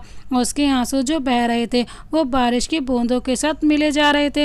वो पूरी तरह से भीग गई थी, उसके बाल उसके चेहरे पर चिपके हुए थे। जब वह हॉस्पिटल के अंदर जाती है तो जो वहाँ के लोग उसे बहुत अजीब तरह से देखते हैं, लेकिन उसे इन सब चीज़ों से कोई लेना देना नहीं था। वो दौड़कर रिसेप्शन के पास जाती है और उनसे पूछती है, यहाँ किसी को अभी एडमिट कराया गया है जिनका अभी कुछ देर पहले एक्सीडेंट हुआ है। वो रिसेप्शनिस्ट चेक करके बोलती है, जी, सेकंड फ्लोर के राइट साइड में उन्हें शिफ्ट किया गया है। नायरा उन्हें थैंक यू बोलकर जल्दी से सेकंड फ्लोर पर चली जाती है। वहां पहुंचकर वह देखती है तो डॉक्टर उसकी नानी के वार्ड के बाहर दिखाई देते हैं। वो जल्दी से उनके पास जाकर रोते बोलती है, डॉक्टर प्लीज़ मेरी नानू को बचा लो, उनके अलावा नायु का इस दुनिया में कोई नहीं है, प्लीज़ डॉक्टर, मैं आपके आगे हाथ जोड़ती हूँ। इतना बोलकर वो फूट फूट कर रोने लगती है। उसकी ऐसी हालत देखकर डॉक्टर की आंखें भी नम हो जाती हैं। उन्हें नायरा के लिए बहुत बुरा लगता है है। इसीलिए डॉक्टर उसके कंधे थपथपाते बोलते हैं, देखो बेटा, मैं तुम्हें झूठा दिलासा नहीं दूंगा, लेकिन तुम्हें अपने आप को संभालना होगा, क्योंकि तुम्हें अपनी नानी को भी तो संभालना है। नायरा बोलती है, प्लीज़ डॉक्टर, मेरी नानू को पहले की तरह ठीक कर दीजिए। ये सुनकर डॉक्टर सीरियस होकर बोले, देखो बेटा, तुम्हारी नानी की हालत बहुत ख़राब है, उनका खून बहुत ज़्यादा बह गया है। हम उनका इलाज तो कर रहे हैं, लेकिन आपको 10 लाख रुपए जमा करने होंगे। इतना बोलकर वो चले जाते हैं। डॉक्टर के जाने के बाद नायरा धम से वहीं पास में रखी चेयर पर बैठ जाती है और अपने आप से बोलती है, नायू इतने सारे पैसे कहाँ से लाएगी, क्या करूँ, कहाँ जाऊँ। इतना बोलकर वह फूट फूट कर रोने लगती है। आज उसकी पूरी दुनिया उजड़ गई। उसकी नानी जिंदगी और मौत के बीच लड़ रही हैं। वह चीख चीख कर रोना चाहती थी, लेकिन उसकी आवाज़ उसके मुंह में फंसी थी। वो अपने आप को बहुत लाचार महसूस कर रही थी। वह यही सोच रही थी कि काश वो उस समय अपनी नानी को रोक लेती, काश वो उन्हें जाने ही नहीं देती। लेकिन कहते हैं ना, जो होना होता है वो होकर रहता है, फिर हम चाहे कितना ही क्यों ना कुछ कर लें। और कभी तो ऐसा होता है कि जब हमारे साथ कुछ गलत हो जाता है या फिर कोई हादसा हो जाता है, तो हम सोचते हैं कि काश हम कुछ समय पीछे जाकर जो भी गलत हुआ है उसे सही कर सकते, लेकिन अफसोस हम ऐसा कुछ भी नहीं कर सकते। वहीं हॉस्पिटल के बाहर ब्लैक कलर की लगभग 10 कारें आकर रुकती हैं। उसमें से 9 गाड़ियां बॉडीगार्ड की थी और उनमें से एक सबसे आगे वाली गाड़ी में से 2 हैंडसम लड़के बाहर आते हैं। वहीं हॉस्पिटल के बाहर सफाई कर्मचारी उन दोनों लड़कों को देखकर आपस में बातें करने लगते हैं। पहला कर्मचारी बोलता है, अरे ये तो एशिया के नंबर 1 बिजनेसमैन अभ्यू सिंह राणा है ना। उसकी बात सुनकर दूसरा वाला बोलता है, हाँ ये तो वही है, और उनके पीछे उनका दोस्त है राहिल। हाँ, लेकिन ये दोनों यहाँ क्या कर रहे हैं। उसकी बात पर पहला वाला बोलता है, अरे ये बड़े लोग हैं, इनका क्या भरोसा, ये कहीं भी आ जा सकते हैं। इतना बोलकर वह दोनों अपने काम पर चले जाते हैं। आप लोग सोच रहे होंगे कि अभ्युत यहाँ कैसे आया है। वो नायरा के ऊपर नज़र रखे हुए था, और जब नायरा बेसुध होकर भाग रही थी तभी अभ्युत के आदमी ने उसे इस तरह देखकर उसका पीछा करता है और अभ्युत को फ़ोन करके बता देता है। अभ्युत हॉस्पिटल के अंदर जाता है। उसके पीछे राहिल और उसके पीछे बॉडीगार्ड थे। अभ्युत के चेहरे पर कोई एक्सप्रेशन नहीं थे। उसको देखकर कोई नहीं बता सकता था कि वह क्या सोच रहा है। वो बिना इधर उधर देखे सीधा 2nd फ्लोर पर चला जाता है। जब वो वहाँ पहुंचकर देखता है तो उसकी नज़र नायरा पर पड़ती है। वो देखता है कि नायरा का पूरा चेहरा रोने की वजह से लाल हो गया था और उसकी आंखें सूज गई थी। उसे इतना तकलीफ में देखकर पता नहीं क्यों अभ्युत के अपने अंदर कुछ चुभता हुआ महसूस हो रहा था। नायरा को इस तरह रोते देखकर उसको भी रोना आ रहा था और तकलीफ भी हो रही थी। जब उससे बर्दाश्त नहीं होता तो वह बिना देर किए अपने तेज कदमों से उसके पास जाकर कंधों से पकड़कर उठाता है और बिना देर के उसको अपने सीने से लगा लेता है। नायरा जो अभी कुछ समझने की हालत में नहीं थी, जिसके ऊपर दुखों का पहाड़ टूट पड़ा था, उसका वैसे भी इस दुनिया में कोई नहीं था। उसकी नानी ही तो थी, और वो भी जिंदगी और मौत से लड़ रही थी। नायरा जो अपने आप को बहुत अकेला महसूस कर रही थी, आज उसे भी किसी के कंधे की जरूरत थी। वो उसे अभ्यु से मिल रहा था। इसीलिए अभ्यु ने जैसे ही उसको अपने सीने से लगाता है वो फूट फूट कर रोने लगती है और अभ्यु से नानी के वार्ड की तरफ इशारा करके कहती है, प्लीज़ नानू को बचा लो, उनसे बोलना कि वो उठ जाए। नायू कैसे रहेगी अपनी नानू के बिना। अगर वो नायू से गुस्सा है तो नायू उनसे माफ़ी मांग लेगी। अभ्युत उसका सिर सहलाने लगता है। उनके पीछे खड़ा राहिल जो कब से यह देख रहा था, उसकी आंखें भी नम हो जाती हैं और वो नायरा के पास जाकर उसका सर सहलाते हुए कहता है, बन्नी तुम कितनी स्ट्रांग हो, तुम इतनी जल्दी हार नहीं मान सकती। उसके बात सुनकर नायरा अभ्युत की गर्दन में से अपना चेहरा निकालकर राहिल की तरफ देखती है। फिर अभ्यु से दूर होकर वो राहिल के गले लगकर बोलती है, राही भाई। उसके ऐसा बोलते ही वहाँ सन्नाटा छा जाता है। नायरा को लगता है कि उसने कुछ गलत बोल दिया जो उसे नहीं बोलना चाहिए था। इसीलिए वह अपनी गलती सुधारते हुए कहती है, वो सॉरी, नायू को ऐसा नहीं बोलना चाहिए था। अभी वो आगे कुछ और बोलती कि तभी राहिल उसके होठों पर उंगली रखकर बोलता, श्री बन्नी तुम्हें माफ़ी मांगने की कोई ज़रूरत नहीं है, तुम मुझे राही भाई बुला सकती हो। वैसे मुझे ये नाम बहुत पसंद आया। उसकी बात पर नायरा बोलती है, क्या सच्ची में आपको नायू का दिया हुआ नाम पसंद है। राहिल उसकी नाक पकड़ कर बोलता है, मुझे यह नाम बहुत पसंद आया।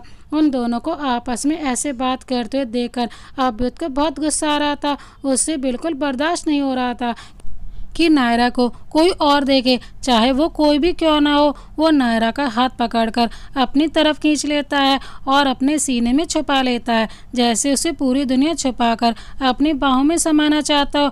अभ्युत उसे बहुत टाइटली होल्ड कर लेता है। वहीं राहिल उसकी ऐसी हरकत देखकर बुरी तरह चिढ़कर बोलता है, तू इतना पॉजिटिव क्यों है और तू मुझसे भी जलने लगा? वो तो मेरी बहन जैसी है। लेकिन अभ्युत को तो जैसे कोई फर्क ही नहीं पड़ रहा था।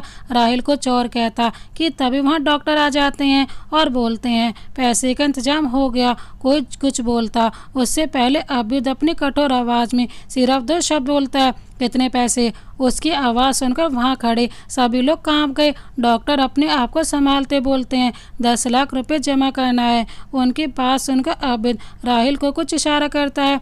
उसका इशारा समझकर राहिल डॉक्टर से बोलता है, डॉक्टर आप इलाज करिए, मैं पैसे जमा करवा देता हूँ। उसकी बात सुनकर डॉक्टर वार्ड के अंदर चले जाते हैं और राहिल पैसे जमा करने चला जाता है। कुछ देर बाद राहिल भी आ जाता है और उसकी नज़र अपने सामने वार्ड पर जाती है, जहां अभी भी लाल बत्ती चालू थी, जिसका मतलब ऑपरेशन अभी भी चल रहा था। पर अब वो कर भी कह सकते हैं सिवाय दुआ मांगने के। खैर ऐसे ही 3 घंटे बीत जाते हैं। तभी वार्ड की बत्ती बंद हो जाती है और डॉक्टर बाहर आकर बोलते हैं नायरा से, देखिए उनकी हालत बहुत ख़राब है, हम अभी कुछ नहीं कह सकते हैं। ये सुनकर उसके पैर लड़खड़ा जाते हैं, लेकिन अभ्युत उसे संभाल लेता है। डॉक्टर आगे कहते हैं, देखिए वो शायद आपसे कुछ कहना चाहती हैं, इसीलिए उन्होंने आपको बुलाया है। इतना बोलकर डॉक्टर वहाँ से चले जाते हैं। डॉक्टर के जाते ही नायरा बिना देर के वार्ड के अंदर जाती है। अभ्युत भी उसके पीछे जाता है, क्योंकि उसे पता था कि नायरा की हालत ठीक नहीं है। अंदर जाकर नायरा अपनी नानी को गले लगाकर रोते हुए कहती है, नानू आप अपनी नायू को इस तरह छोड़कर नहीं जा सकती। आपको पता है ना, आपके अलावा आपकी नायू का कोई नहीं है। उसकी बात सुनकर नानी की आंखों से आंसू बहने लगते हैं। वो बहुत बेबस महसूस कर रही थी। वो नायरा को चुप कराते हुए कहती है, नहीं मेरी लाडो रानी, तू तो कितनी मजबूत है, ऐसे रोते नहीं है। तभी उनकी नज़र अभ्युत के ऊपर पड़ती है और वो अभ्युत के अपने पास बुलाकर उससे बोलती हैं, मुझे तुम अच्छे गर्ज के लगते हो, इसीलिए मुझे तुमसे वादा चाहिए, क्योंकि मुझे पता है मेरे पास अब ज़्यादा समय नहीं है। इसीलिए तुम मुझसे वादा करो कि मेरे जाने के बाद तुम मेरी लाडो रानी का साथ नहीं छोड़ोगे। मेरी लाडो बहुत मासूम और भोली है, उसे दुनियादारी की समझ नहीं है, इसीलिए वादा करो तुम साए की तरह उसके साथ रहोगे। वादा करो मुझसे। उनकी बात सुनकर अभ्युत उनसे बोलता है, मैं अभ्युत सिंह राणा आपसे वादा करता हूँ कि आपकी पोती का साथ कभी नहीं छोड़ूंगा, उसे अपने से दूर कभी नहीं होने दूंगा। कोई भी ताकत आपकी पोती को मुझसे दूर नहीं कर सकती, वो सिर्फ मेरी है, सिर्फ मेरी। इतना बोलकर वो चुप हो जाता है और नानी की तरफ देखता है, जो कि गहरी सांसें लेने लगती हैं और अचानक से बिस्तर पर गिर जाती हैं, क्योंकि उनकी सांसें रुक चुकी थी और वो इस दुनिया को छोड़कर जा चुकी थी। उनकी आंखें बंद हो जाती हैं। यह देखकर कि उसकी नानी जा चुकी हैं, नायरा पागलों की तरह चीख चीख कर रोने लगती है और वह बस एक ही बात बोले जा रही थी, नहीं मेरी नानू अपनी नायू को छोड़कर नहीं जा सकती। राहिल जो वार्ड के बाहर ही खड़ा था, वह नायरा की चीख सुनकर अंदर जाता है। वहां जाकर देखता है नायरा अपनी नानी की बॉडी को हिलाकर उन्हें उठाने की कोशिश कर रही थी। ये नज़ारा देखकर उसकी आंखों में आंसू आ जाते हैं। अभ्युत जो उसे किसी तरह संभालने की कोशिश कर रहा था, अचानक से नायरा उसकी बाहों में झूल जाती है। अभ्युत नायरा को इस तरह अपनी बाहों में बेहोश देखकर हड़बड़ा जाता है और चिल्लाकर डॉक्टर को बुलाता है।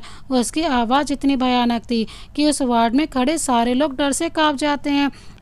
वहाँ खड़े सारे लोगों को अभ्युत की आवाज़ में गुस्सा और बेचैनी साफ महसूस हो रही थी। डॉक्टर नायरा को दूसरे वार्ड में शिफ्ट करते हैं और उसे चेक करने लगते हैं। डॉक्टर उसे चेक करने के बाद बाहर आते हैं। वो कुछ बोलते उससे पहले उन्हें अपने कानों में अभ्युत की डरावनी आवाज़ आती है, क्या हुआ उसे? वो ठीक तो है ना? अगर उसे कुछ भी हुआ ना तो पूरे हॉस्पिटल में आग लगा दूंगा, सबको मार दूंगा। डॉक्टर जो उसकी बात सुन रहे थे, उन्हें उसकी आवाज़ में चेतावनी साफ महसूस हो रही थी, इसीलिए वो बात संभालते कहते हैं, देखिए मिस्टर राणा, उन्हें कुछ नहीं हुआ है, स्ट्रेस की वजह से वो बेहोश हो गई हैं। देखिए उन्होंने कल से कुछ खाया नहीं है, अगर उन्हें होश आ जाए तो आप उन्हें कुछ खिला दीजिएगा। डॉक्टर अपनी बात खत्म करने के बाद अभ्युत की तरफ देखते हैं तो उन्हें ऐसा महसूस होता है कि किसी ने ऊंची खाई से धक्का दे दिया हो, क्योंकि अभ्युत उन्हें अपनी जानलेवा नज़रों से देख रहा था। अभ्युत के इस तरह घूरने से डॉक्टर अपना स्लाइवा गटक लेते हैं और वहां से ऐसे भागते हैं जैसे उनके पीछे कोई पागल कुत्ता पड़ा हो। वो फौरन थी वहां से सभी डॉक्टर भाग जाते हैं। वार्ड के अंदर नायरा को धीरे धीरे होश आने लगता है। पूरी तरह से होश आने के बाद वो अपनी नज़रें घुमाकर इधर उधर देखती है तो अपने आप से बोलती है, मैं यहाँ कैसे? मैं तो इतना बोलकर वो जल्दी से बेड से उतरकर अपने वार्ड से निकलकर अपनी नानी के वार्ड में जाकर देखती है तो उसकी आंखें जो सूख चुकी थी उनमें से एक बार फिर से आंसुओं की धारा बहने लगती है। उसके आंसू ये सोचकर बहते जा रहे थे कि अब उसका कोई नहीं है इस दुनिया में। ये सोचकर उसका दिल जल रहा था और उसकी आंखों से सैलाब रुकने का नाम ही नहीं ले रहा था। आबिद जो उसे वार्ड में न देखकर परेशान हो गया था, वो उसे ढूंढते वहां तक आ गया था। उसे ऐसे देखकर आबिद को बहुत तकलीफ हो रही थी। नायरा अपनी नानी के पास जाकर उनके चेहरे को अपने हाथों में लेकर बोलती है, नानू प्लीज़ आप उठ जाओ ना, प्लीज़ एक बार उठ जाओ, फिर आप जो बोलोगी नायू वही करेगी। नानू उठ जाओ ना, अगर आप उठ जाओगी ना तो नायू आपका सीरियल देखना बंद नहीं करेगी। नानू उठो। इतना बोलकर वह उन्हें पकड़कर उठाने लगती है। यह देखकर अभी जल्दी से अंदर आकर उसे पकड़ लेता है और बोलता है, ये क्या कर रही हो तुम? लेकिन वह चिल्लाते बस एक बात बोल रही थी, नानू उठो, नायू कैसे रहेगी आपके बिना? नानू उठो, मैं आपको अपनी नायू के लिए उठना ही होगा। आबिद के लिए उसे संभालना मुश्किल हो रहा था। जब उसके पास कोई ऑप्शन नहीं बचता तो वह उसके गर्दन की नस दबाकर उसे बेहोश कर देता है और अपनी गोद में उठा लेता है। तभी राहिल वहां आकर बोलता है, वो डॉक्टर ने बोला है कि अब हम बॉडी को यहाँ नहीं रख सकते, हमें बॉडी को ले जाना होगा। उसकी बात पर आबिद अपना सर हाँ में हिलाते बोलता है, अंतिम यात्रा की तैयारी करो। इतना बोलकर वह नायरा को अपने विला ले जाता है और उसका सामान भी मंगवा लेता है, क्योंकि अब नायरा उसके साथ रहेगी। वो उसे अपने कमरे में बहुत प्यार से बेड पे ले जाकर लेटा देता है जैसे वो कोई कांच की गुड़िया हो और जरा सा जोर देने से टूटकर बिखर जाएगी। फिर वो उसे लेटाकर उसके ऊपर ब्लैंकेट डाल देता है और बहुत प्यार से उसका माथा चूम लेता है। फिर उसके होंठों पर भी हल्की सी किस करता है और वहाँ से नीचे चला जाता है। नीचे जाकर वो विला के सारे सर्वेंट को इकट्ठा होने को बोलता है। कुछ ही देर में सारे सर्वेंट इकट्ठा हो जाते हैं। आबिद उन सभी से अपनी कठोर आवाज़ में बोलता है, नायरा अब से यहीं हमारे साथ रहेगी। वैसे तो नायरा को सभी जानते थे क्योंकि वो यहाँ आकर खाना बनाया करती थी। आबिद आगे बोलता है, वो आज से आप सबकी लेडी बॉस है तो आप लोग उसके साथ रिस्पेक्ट के साथ पेश आएंगे। ये सुनकर सभी अपना सर हाँ में हिला देते हैं। पहले तो उन्हें ये बात हजम नहीं हो रही थी क्योंकि कभी किसी लड़की की तरफ आँख उठाकर भी नहीं देखता था और अगर कोई लड़की उसके करीब आने की कोशिश भी करती तो उसे अपनी जान से हाथ धोना पड़ता है। लेकिन वो यह सोचकर खुश भी थे कि नायरा उनकी लेडी बॉस है क्योंकि वो एक मासूम और प्यारी लड़की है जिसके अंदर किसी भी तरह का छलावा नहीं था। वो किसी एंजल की तरह थी। आबिद और राहिल दोनों नायरा की नानी को लास्ट राइट देते हैं। हालांकि उन्हें ये सब बिल्कुल अच्छा नहीं लग रहा था क्योंकि ये हक नायरा का था, पर वो इस हालत में नहीं थी कुछ भी कर सके। इसीलिए वो लोग नानी को अंतिम विदाई देते हैं और फिर वापस विला जाते हैं। आज उन्हें कुछ भी अच्छा नहीं लग रहा था। आज उस विला के अंदर अजीब सी खामोशी छाई हुई थी। आज उस विला में सभी शांत थे, किसी को भी कुछ भी अच्छा नहीं लग रहा था। अभी वो ये सोच ही रहा था तभी आबिद के कमरे से नायरा के चिल्लाने की आवाज़ आती है। नायरा के चीखने की आवाज़ सुनकर आबिद और राहिल भागकर ऊपर आबिद के कमरे के अंदर जाते हैं तो देखते हैं कि नायरा बेड पे लेटी थी और उसका पूरा चेहरा पसीने से भीगा है और उसकी आंखों से बेतहाशा आंसू बह रहे हैं और वो बड़बड़ा भी रही थी, नानू प्लीज़ रुक जाओ, अपनी नायू को छोड़कर छोड़कर मत जाओ, नानू रुको, अपनी नायु को अपने साथ ले चलो। इतना बोलकर वो नींद में ही फूट फूट कर रोने लगती है। उसकी ऐसी हालत देखकर आबिद बहुत ज़्यादा परेशान था। उससे नायरा की ऐसी हालत बर्दाश्त नहीं हो रही थी। वो अंदर से बहुत तकलीफ़ में था, लेकिन किसी को दिखा नहीं रहा था। राहिल को भी उसकी ऐसी हालत देखकर तकलीफ़ हो रही थी। उसकी ऐसी हालत देखकर उसकी भी आंखों से आंसू बहने लगे थे। उन्होंने ज़्यादा वक्त साथ में नहीं बिताया था, लेकिन राहिल ने उसे दिल से अपनी बहन माना था और वो उसकी फ़िक्र भी करता है। इसीलिए उसे डर है कि नायरा कहीं बीमार न पड़ जाए। वैसे तो वो सभी चाहते हैं कि नायरा ठीक हो जाए, लेकिन वो उसका दुख भी अच्छे से समझते थे, क्योंकि उन्हें पता था कि जब कोई अपना चला जाता है तो कैसा महसूस होता है। फिर वह उस मासूम और भोली सी लड़की का दुख कैसे नहीं जानते, क्योंकि उस लड़की के तो माँ बाप भी नहीं थे। लेकिन वो फिर शिकायत नहीं करती थी, क्योंकि उसके पास उसकी नानी थी जो हमेशा उसका ख्याल रखती थी, जिससे वो सबसे ज़्यादा करीब थी। लेकिन अब तो उसकी नानी भी उसे छोड़कर हमेशा के लिए बहुत दूर चली गई थी। उसकी नानी ने भी उसे अनाथ कर दिया। वो अपना दुख किससे कहे भला, यही सोचकर सब दुखी हो रहे थे। वैसे सब कहते हैं कि किसी के चले जाने से ज़िंदगी नहीं रुकती, लेकिन यह भी सच है कि उस इंसान की कमी भी कोई पूरा नहीं कर सकता। आबिद नायरा के पास जाकर उसका फेस थपथपाकर उसे उठाने की कोशिश करता है, लेकिन वो कोई रिस्पॉन्स नहीं करती। यह देखकर आबिद जल्दी से बेड से खड़ा होकर पानी लेने चला जाता है। तभी नायरा चिल्लाकर उठ जाती है और बाहर की तरफ भागने लगती है कि तभी आबिद उसे पकड़ लेता है। लेकिन नायरा उसकी पकड़ से छूटने की बहुत कोशिश करती है, लेकिन उसकी पकड़ से छूट नहीं पाती है। तभी आबिद को अपने हाथों पे कुछ गीला सा फील होता है, इसीलिए वो अपने हाथों को उसकी कमर से हटा लेता है।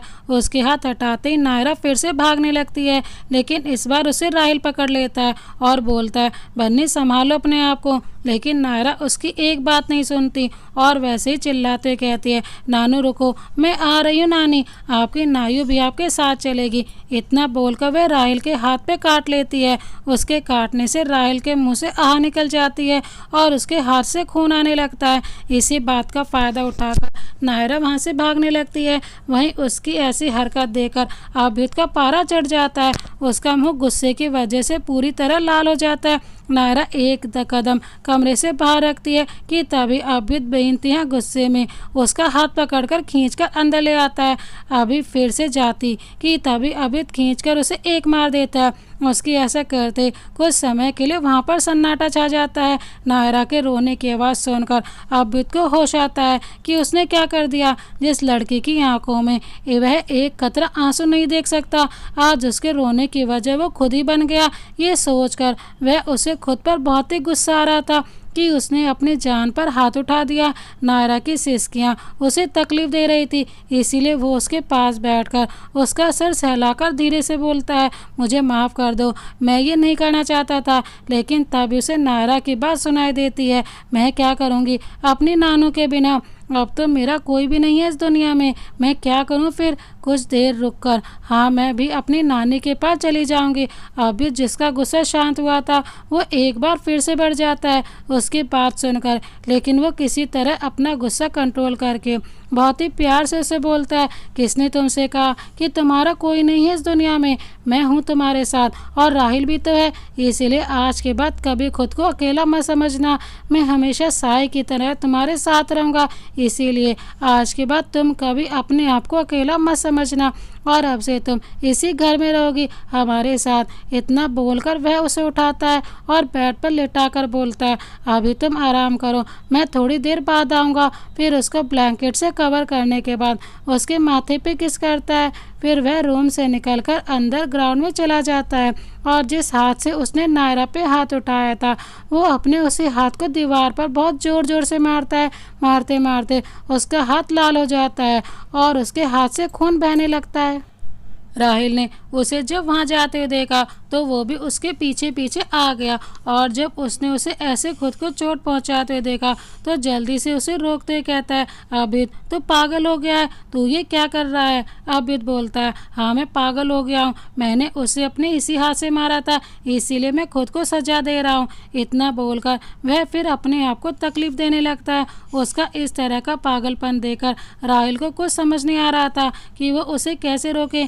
तभी उसके दिमाग में कुछ आता है और वो बोलता है तुझे बनने की कसम। उसकी बात सुनकर अब्युद उसे खा जाने वाली नज़रों से देखता है। उसे अपनी तरफ ऐसे देखता देखकर राहिल अपने आप से बोलता है चल बेटा पतली गली से निकल ले, इससे पहले ये तुझे अपनी आंखों से खा जाए। और वैसे भी अपना काम तो हो गया। इतना बोलकर वह वहाँ से 9-11 हो जाता है। राहिल के जाने के बाद अब्युद भी वहाँ से अपने कमरे में जाता है तो उसकी नज़र सबसे पहले नायरा के ऊपर जाती है जो कि बहुत आराम से सो रही थी।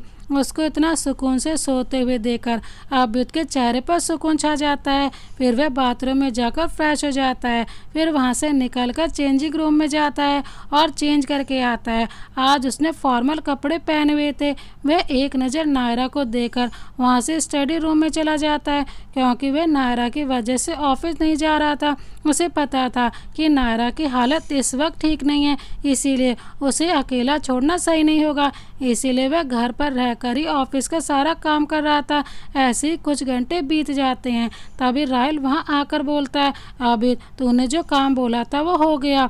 उसकी बात सुनकर अब्युद अपना सर हाँ में हिला देता है। उसे ऐसे देखकर राहिल थोड़ी परेशानी के साथ बोलता है अब्युद तू जो कर रहा है क्या वो सही है? अब्युद कहता है ये करना ज़रूरी है। उसकी बात पर राहिल बोलता है क्या ज़रूरी है? हाँ तेरे लिए क्या ये ज़रूरी है कि जिस लड़की को तू पागलपन की हद तक चाहता है उसकी ऐसी हालत में तू उससे शादी करेगा? क्या ये सही है तेरे लिए? मुझे तो ये बिल्कुल भी समझ नहीं आ रहा है। अब्युद तुझे एक बार फिर से सोचना चाहिए। जिस लड़की ने अभी कुछ समय पहले अपना सब कुछ खो दिया क्या वो तुझसे शादी करेगी? अगर उसे ये सब पता चलेगा तो क्या सोचेगी वो तेरे बारे में? अब्युद इसकी बात सुनकर बोलता है तुझे क्या लगता है मुझे ये सब करके खुशी मिल रही है? तेरे हिसाब से मैं उसके साथ गलत कर रहा हूँ, लेकिन उस समाज का क्या जो बिना कुछ जाने किसी का भी कैरेक्टर जाने उसे जज करने लगते हैं। तुझे पता है मुझे यहाँ किसी से भी फ़र्क नहीं पड़ता कौन क्या बोलता है क्या करता है और मुझसे किसी को कुछ बोलने की औकात भी नहीं है। लेकिन वह लड़की जो बहुत मासूम और भोली है लोग उसके कैरेक्टर पर उंगली उठाएंगे। अगर वो मेरे साथ मेरे कमरे में बिना किसी रिश्ते के रहेगी तो लोग उससे सवाल पूछेंगे, उसे परेशान करेंगे जो कि मैं हरगिज़ बर्दाश्त नहीं करूँगा। उसकी ऐसी बातें राहिल का दिल छू गई। उसे यकीन नहीं हो रहा था कि उसका दोस्त जो कभी किसी लड़की को आंख उठाकर नहीं देखता वो किसी लड़की के लिए इतना सोच रहा था। उसकी इज्जत के बारे में सोच रहा था क्योंकि अगर वो चाहता तो वो नायरा के साथ कुछ भी कर सकता था और अगर वो उससे शादी नहीं भी करता तो कोई उस पर सवाल नहीं उठाता। इसीलिए नहीं कि वह बहुत अमीर है या लोग उससे डरते हैं बल्कि इसलिए क्योंकि हमारे समाज में शुरुआत से प्रथा चली आ रही है कि यहाँ कुछ भी होता है तो उसका सारा इल्ज़ाम लड़कियों पर ही लगाया जाता है। अगर लड़की की नई शादी होती है और अगर उसका पति किसी कारण मर जाता है तो उसका भी सारा दोष लड़की पर ही डाल दिया जाता है कि उसकी वजह से ही उसका पति मर गया है। या फिर अगर किसी लड़की की शादी नहीं होती तो वह भी उसकी गलती है क्योंकि उसमें कोई कमी होगी, या तो वह सुंदर नहीं है या फिर उसकी लंबाई नहीं है। या तो हर चीज़ की गुनहगार सिर्फ लड़कियों को ही माना जाता है। लड़कियां अगर घर से बाहर हो तो उनका पूरा जायजा लिया जाता है, लेकिन लड़का पूरी रात भी घर से बाहर रहे तो उसे कुछ नहीं कहा जाता। वैसे तो हम सभी यह बात सुनते हैं कि हमारा ज़माना मॉडर्न हो गया है, लड़की लड़का एक समान है, लेकिन हमारी सोच वो कब बदलेगी? कब आएगा ऐसा समय जब हर एक लड़की को बराबर का मान दिया जाएगा? कब आएगा ऐसा समय जब हर लड़की खुलकर जी पाएगी? कब आएगा ऐसा समय जहाँ समाज की बेड़ियाँ नहीं होगी, जहाँ लड़कियों को कहने भर से नहीं दिल से लड़कों के बराबर का मान दिया जाएगा? राहिल ये जानकर खुश था कि उसका दोस्त इतनी गहराई से सोचता है। उसके दिल में अब्युद के लिए इज्जत और बढ़ती गई थी। वैसे तो वो अब्युद को शुरू से ही बहुत अच्छा मानता था, लेकिन अब उसके दिल में अब्युद के प्रति और इज्जत बढ़ गई थी। तभी कोई नॉक करता है तो अब्युद अपनी कठोर आवाज़ में बोलता है कम इन। उसकी आवाज़ सुनकर बॉडीगार्ड अंदर आकर बोलता है बॉस नीचे वकील साहब आए हैं। इतना बोलकर वो अब्युद के ऑर्डर का इंतज़ार करने लगता है। तभी उसे अब्युद की ठंडी आवाज़ आती है उन्हें बैठाओ मैं आता हूँ। उसका ऑर्डर सुनकर बॉडीगार्ड वहाँ से चला जाता है। अभ्युदय राहिल से बोलता है, तुम नीचे जाओ, मैं उसे लेकर आता हूँ। इतना बोलकर वो अपने कमरे में चला जाता है और राहिल नीचे चला जाता है। अभ्युदय का कमरा। अभ्युदय अपने कमरे में जाकर नायरा को बहुत प्यार से उठाता है। बच्चा अब उठ जाओ। नायरा जो अभ्युदय के हाथ से ही उठ गई थी, वो उसकी बात सुनकर अपनी आंखें और कसकर बंद कर लेती है। उसकी ऐसी हरकतें देखकर अभ्युदय के चेहरे पर एक स्माइल आ जाती है। फिर वो उससे बोलता है, अगर तुम नहीं उठी तो फिर मैं कुछ करूँगा, तो मत बोलना। लेकिन उसकी बात सुनकर भी वो अपनी आंखें नहीं खोलती, तो अभ्युदय उसे गुदगुदी करने लगता है। उसके ऐसा करते नायरा बहुत तेज तेज हंस से बोलती है, प्लीज़ मत करो, नायरा को गुदगुदी हो रही है। कुछ देर बाद अभ्युदय गुदगुदी करना बंद कर देता है और नायरा को प्यार से गले लगाकर पूछता है, बच्चा मैं तुमसे कुछ बोलूँगा तो तुम करोगी? नायरा अपना सर हाँ में हिला देती है। उसकी हाथ देकर अभ्युदय उसके चेहरे को अपने हाथों में भरकर बोलता है, बच्चा क्या तुम मुझसे शादी करोगी? इतना बोलकर वह उसे उम्मीद से देखने लगता है। उसकी बातें सुनकर नायरा उसके हाथों को अपने हाथों में लेकर बोलती है, नायु आपसे शादी न करेगी तो क्या आप नायु को कभी छोड़कर तो नहीं जाओगे ना? अभ्युदय उसके हाथों को चूम कर बोलता है, मौत भी हमें अलग नहीं कर सकती। हम दो जिस्म एक जान है और तुम सिर्फ मेरा प्यार नहीं हो बल्कि मेरा सब कुछ हो। मेरी पूरी दुनिया मेरी सांसें, मेरा रोम रोम तुम हो। I love you my angel. इतना बोलकर वह उसे अपनी गोद में उठाकर नीचे लाता है और सोफे पर बैठा देता है और वो उसके बगल में बैठ जाता है। वकील साहब मैरिज सर्टिफिकेट उनके सामने कर देते हैं।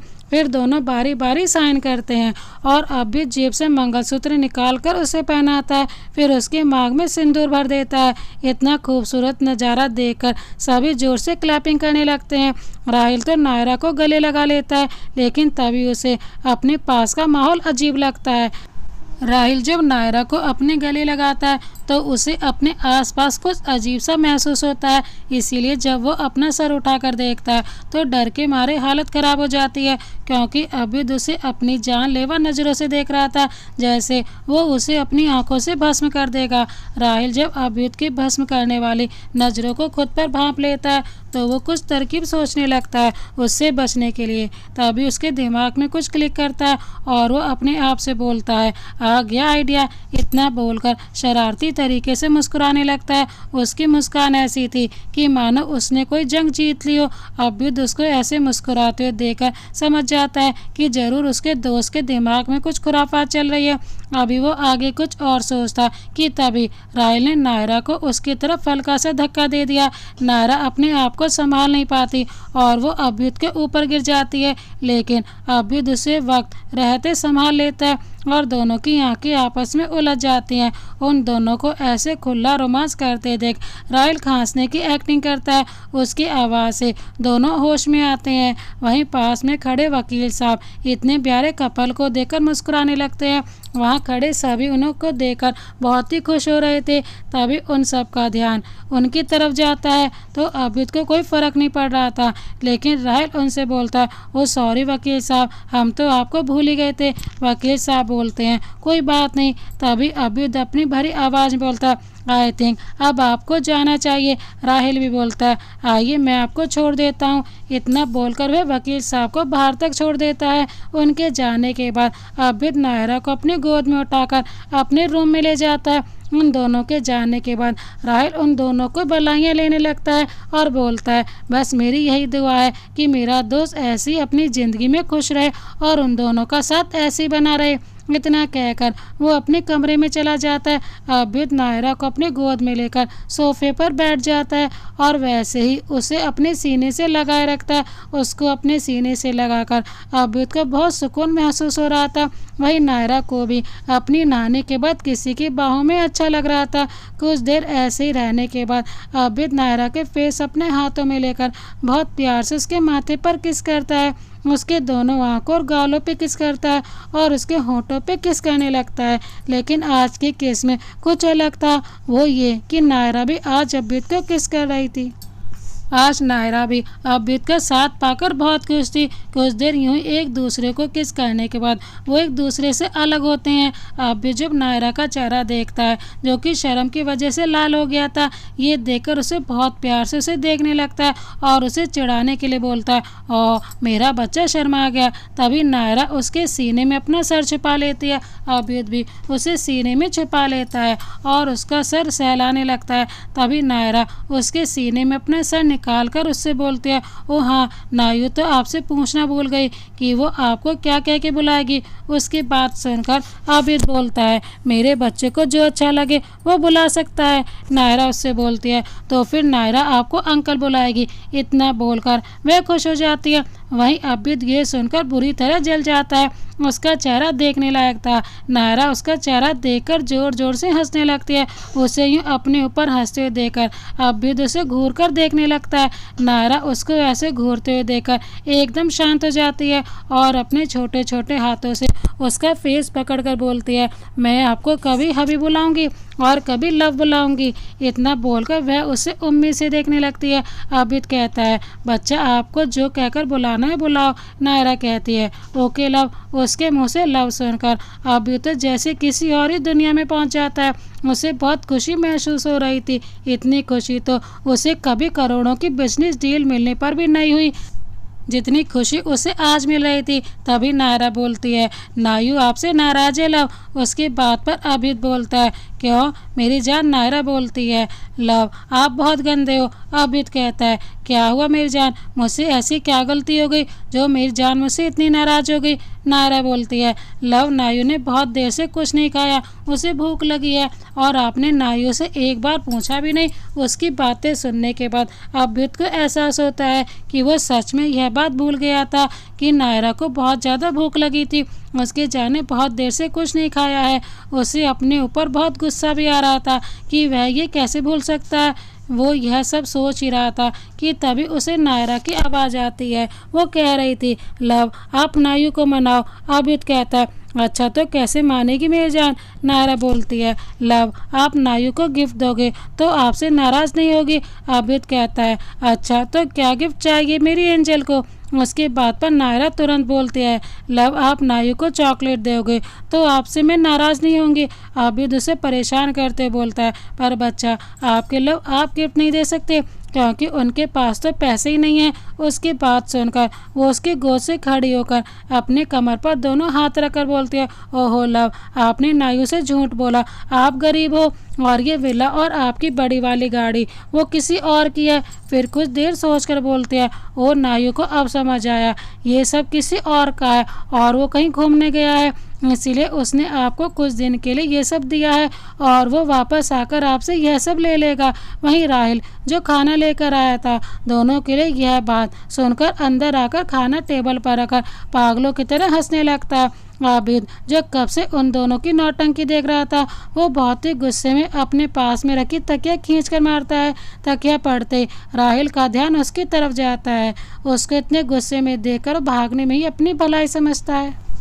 उसको ऐसे मार खाता देखकर नायरा हंसने लगती है। उसको हंसते देखकर अभ्युत कहता है, अच्छा बच्चू बहुत हंसी आ रही है, अभी बताता हूँ। इतना बोलकर वो उसे पकड़ने जाता है तो नायरा वहाँ से भाग जाती है। तो दोस्तों इस कहानी को यहाँ तक देखने के लिए आपका बहुत बहुत धन्यवाद। इस कहानी को आगे देखने के लिए देखिए इस कहानी का अगला भाग, जिसका लिंक डिस्क्रिप्शन बॉक्स में मेंशन कर दिया जाएगा। जब अभ्युत के सामने नायरा की सच्चाई आएगी तो क्या करेगा अभ्युत। मासूम सी दिखने वाली नायरा की आखिर क्या थी सच्चाई, देखने के लिए देखिए इस कहानी का अगला भाग। इसी तरह की अन्य कहानियाँ देखने के लिए हमारे चैनल को अभी सब्सक्राइब कर बेल आइकन को प्रेस करना ना भूलें। हम आपके लिए इस तरह की प्यार भरी कहानी लाते रहते हैं। मिलते हैं नई कहानी के साथ, तब तक के लिए जय हिंद, वंदे मातरम।